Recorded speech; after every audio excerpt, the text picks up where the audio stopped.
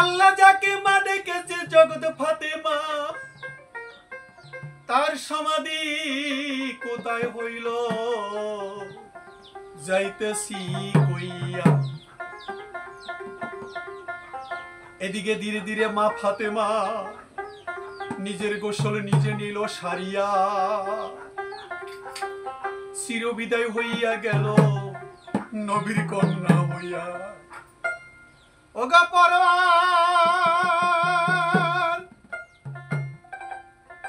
জীবনের জন্য চলে গেল আলীর স্ত্রী ইমাম হাসান হোসেনের মা। মুহূর্তেই বিদ্যুৎ বেগে চারিদিকে ছড়িয়ে গেল, নবীর কন্যাকে গেল হারাইয়া। দুনিয়ায় নেই, উপস্থিত সকলেই কান্নায় লুটিয়ে পড়ল। মুহূর্তে শত মানুষ তারা কান্নায় ভেঙে পড়ল।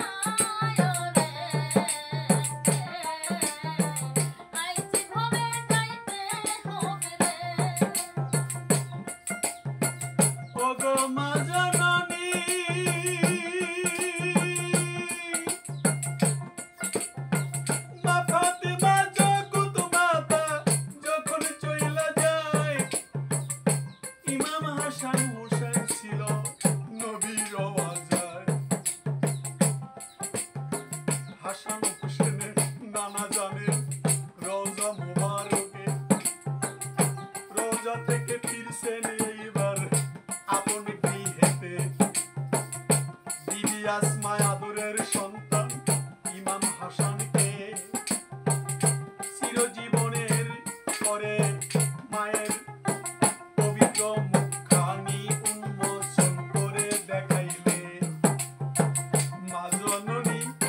মা জননীর মুখখানা চিরতরে দুই ভাই দেখে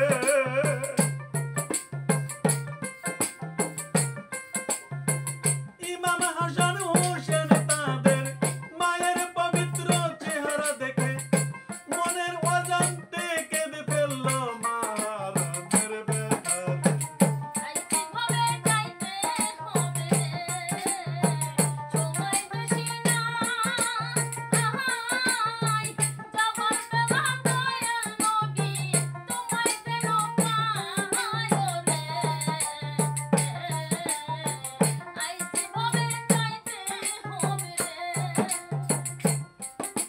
ইমাম হাসান হোসেন ছিলেন নবীজির রওজায়।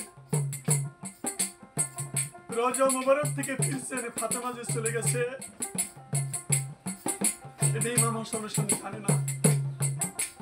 বিবি আসমা আবু বকর সিদ্দিকের কন্যা, তিনি কি করলেন? ইমাম হাসান হোসেন দুই ভাইকে মা ফাতেমার পবিত্র মুখখানি উন্মোচন করে দেখালেন। মা ফাতেমার দুই সন্তান মায়ের মুখখানা দেখে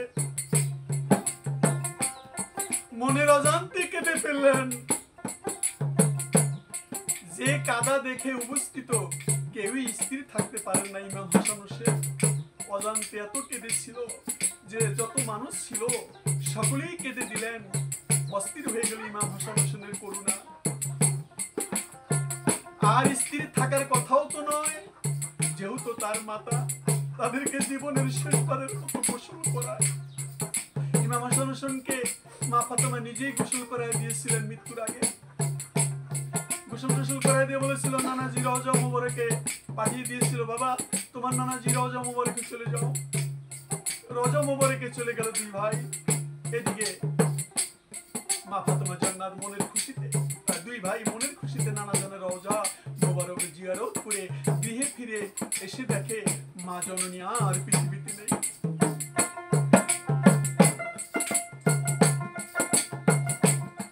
কিন্তু প্রতিদিনের মতো এসে দেখে মায়ের মুখখানা, প্রতিদিনের মতো আর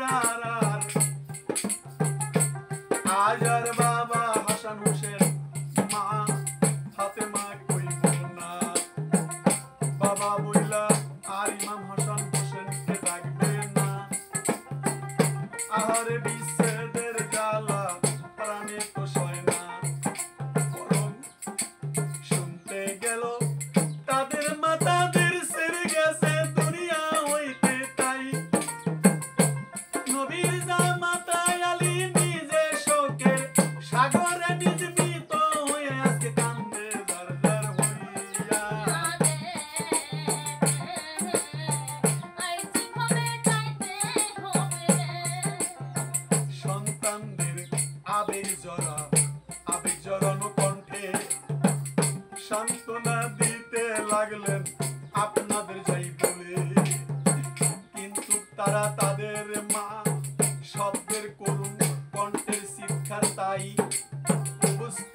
সকলকে এমনি ভাবে ব্যথা দূর করে তুললো তাই যা লিখনির মাধ্যমে প্রকাশ করা নয়।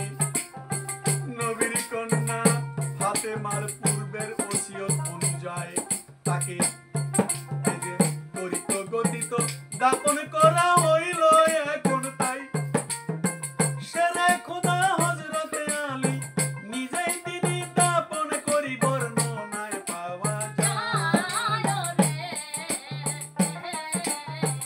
আইজি ভাবে যাইতে হবে সময় বেশি না আহাই যাওয়ার বেলা প্রাণ নবী তোমায় পেল পায় রে। আইজি ভাবে যাইতে হবে কোন এক বর্ণনা থেকে গেল রে জানা নবীজির কন্যা আমাদের হযরত ফাতেমা ফাতেমার মৃত্যুর পর তাকে গোসল করানোর সময় উম্মুল মুমিনিন হযরতে আয়েশা গৃহের মধ্যে রয় গৃহে যাওয়ার জন্য ইচ্ছা পোষণ করছিলেন কিন্তু তাকে বিবি আসমা ভিতরে যেতে নিষেধ করলে তখন তিনি ইসলামের প্রথম খলিফা আবু বকরের নিকটে আসমা সম্পর্কে অভিযোগ তুললেন। ফাতেমা একা ঘরে যেতে দিলেন না মৃত্যুর আগে। অভিযোগ করার সাথে সাথে আবু বকর বলল ঘটনাস্থলে উপস্থিত হইয়া বাইর হইতে ডেকে স্বীয় স্ত্রীকে বললেন কল্পনা তুমি নবীজির কলিজার টুকরা জগৎ ফাতেমাকে গোসল করাতে দিতে উম্মুল মুমিনিন হযরত আয়েশাকে পর্যন্ত নিষেধ করেছে। এর কারণ কি গৃহের মধ্যে হতে আসমা পূর্বের ওসিয়তমূলক কথাগুলো আবু বকরকে বলে বিশেষ ভাবে বলে দিল ফাতেমা কইয়াছে। আসমার কথাগুলো শুনে আবু বকর কোনো কিছু না বলে এখান থেকে চলে গেল তাই কোন বর্ণনায় এভাবে এবার দেখা যায় নারী জগতের উজ্জ্বল নক্ষত্র নবীর কলিজার টুকরা আমাদের জগৎ মাতা হযরত ফাতেমা ইহুদাম ত্যাগের সংবাদ চারিদিকে পৌঁছার পূর্বে রাতের আধারে দাপন করো আলী নিজে ইমাম হইয়া রে। আইজি ভাবে যাইতে হবে সময় বেশি না আহাই যাবার বেলায় নবী তোমায় পেল পায় রে। আইজি ভাবে যাইতে হবে আচ্ছা কলিজার টুকরা এইভাবে পৃথিবী ছেড়ে নারীর শিরোমণি গেছে চলিয়া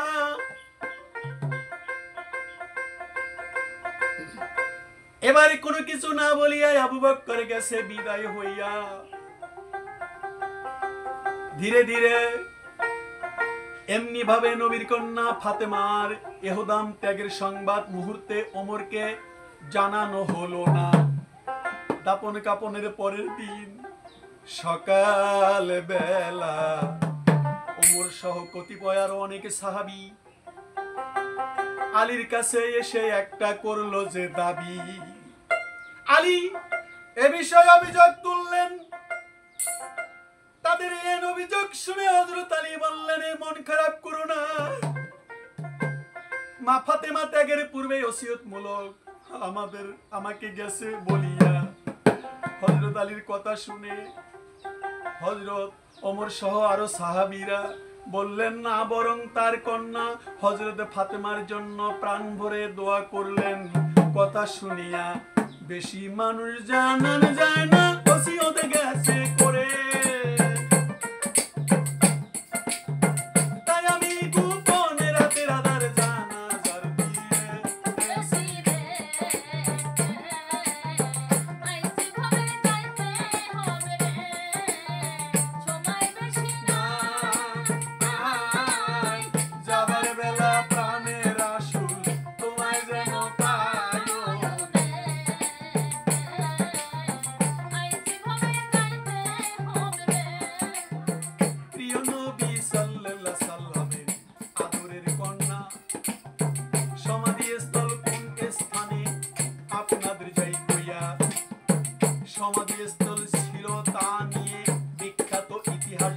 তারা নানাবিধ মত পোষণ করেছে আসল ঠিকানা ইতিহাস বেত্তারা বলেন নবীর কন্যা ফাতিমাকে তার নিজ গৃহের মধ্যে জানাজার সমাহিত করেছে যা ছিল বিশ্ব নবী হযরত দিনের রাসূল আল্লাহ পবিত্র রওজা মোবারকের পিছন দিকেই অবস্থিত গেছে হইয়া। তবে পর্যায়ক্রমে মসজিদে নববীর আয়তন বৃদ্ধি হওয়ার কারণে সমাধিস্থলে এখন মসজিদের অভ্যন্তরে প্রতিহত গেছে হইয়া তোমাদের যাইয়া পতিত হয়েছে। তবে মসজিদের নববী যাতায়াত এই যে আয়তন বৃদ্ধি হলেও আজ নবীর কন্যা ফাতিমার চিহ্ন দেখা যায় তো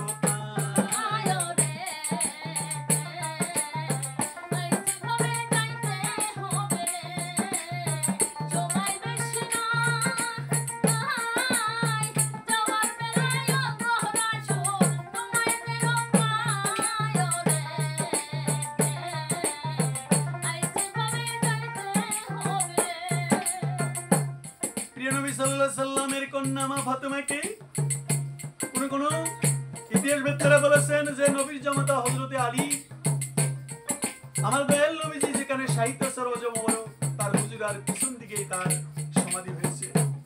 আবার অনেকেই বলে যে মসজিদে নববী জায়গার আয়তনটা ছিল সেখানে যদি আয়তনটা একটু বেশি থাকতো তাহলে হয়তো ফাতিমার রওজার চিহ্নটা রওজা মোবারকের চিহ্নটা দেখা যেত। এই স্থানটিতে বসে তাই কন্যা হযরতে ফাতিমার পবিত্র কবর জান্নাতুল বাকি পিছন দিকে হাজব নামক স্থানে অবস্থিত এমন বর্ণনা পাওয়া যায়। এই পবিত্র স্থানটিতে বসে নবী কন্যা হযরতে মা ফাতিমাতুল জান্নাহ পিতা হযরতে মুহাম্মদ সাল্লাল্লাহু আলাইহি সাল্লামের ইহুদাম ত্যাগের পরে তার মৃত্যুর শোকে প্রায় সেখানে কাঁদতেন। সেই জায়গাতে ফাতিমার সমাহিত হয়েছে।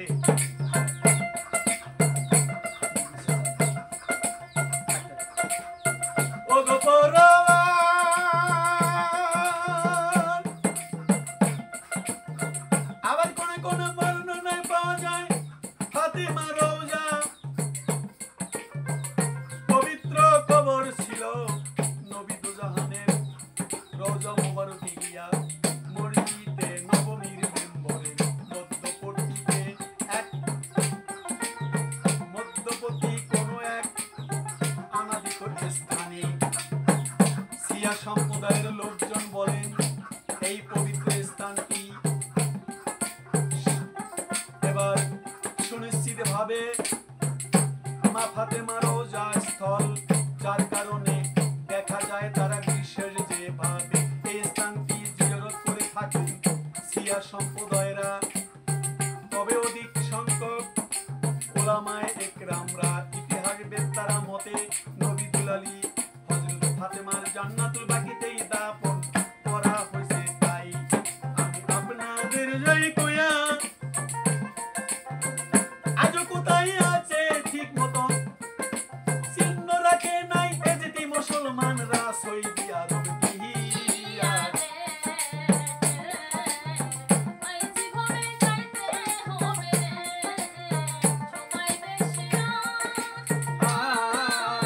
যাবার বেলা প্রিয় নবী তোমায় যেন পাহাড়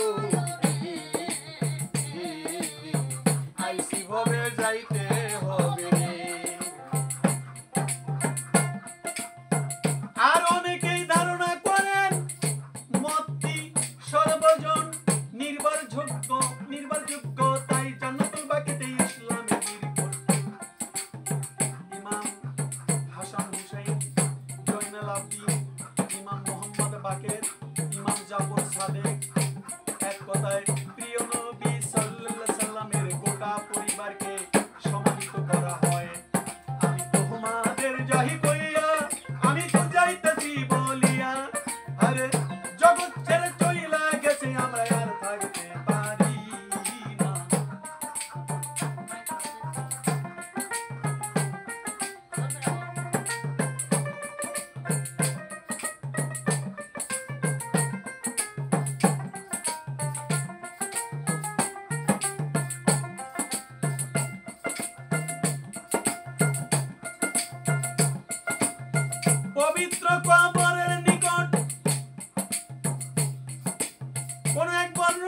বর্ণিত গেছে হইয়া লোকজনের পবিত্র কবরের। এবার উপরে বর্ণিত লোকজনের পবিত্র কবরের নিকট 302 হিজরীয় সনে মাটির অতুল গহ্বর থেকে এক খণ্ড কস্তুর পাওয়া গেছে হইয়া সেই কস্তুরের মধ্যে 4টি কবরের বর্ণনা এইভাবে পাওয়া যায়। এটি প্রিয় নবী সাল্লাল্লাহু আলাইহি সাল্লামের আদরের দুলালি জগৎ ফাতেমার, নক্ষত্র ফাতেমার, ইসলামের বীর সৈনিক আলী, আদরের ইমাম হাসান হোসেন 4 জনের চিহ্ন দেখা যায়। মুহাম্মদ সাল্লাল্লাহু আলাইহি সাল্লামের পুত্র জাফরের পবিত্র কবর, তাই নবীর দুলালি ফাতেমার পবিত্র রওজা শরীফ জান্নাতুল বাকিতে রয়। জ্বলন্ত প্রমাণ বহন করতেছে এখনই একটি ঘটনার মধ্যে দিয়ে, যা হোক একবার না যোগ্য হইয়া রে তাকিল।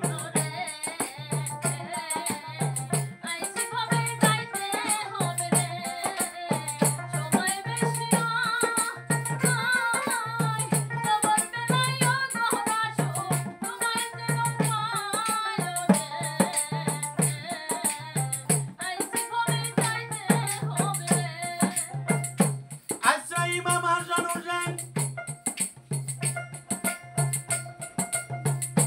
মা ফাতেমা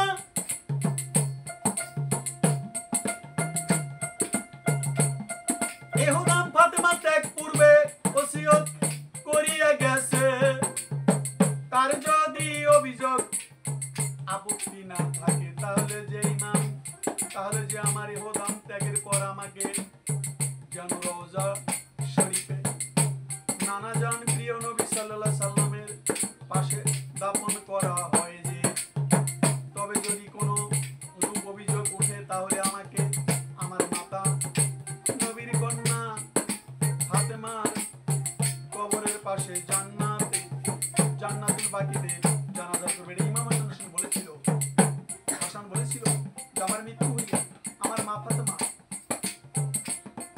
আমার নানামিয়া রওজা যদি কোনো আপত্তি ওঠে তাহলে আমার মায়ের কবরের কাছে আমাকে সমাহিত করবে।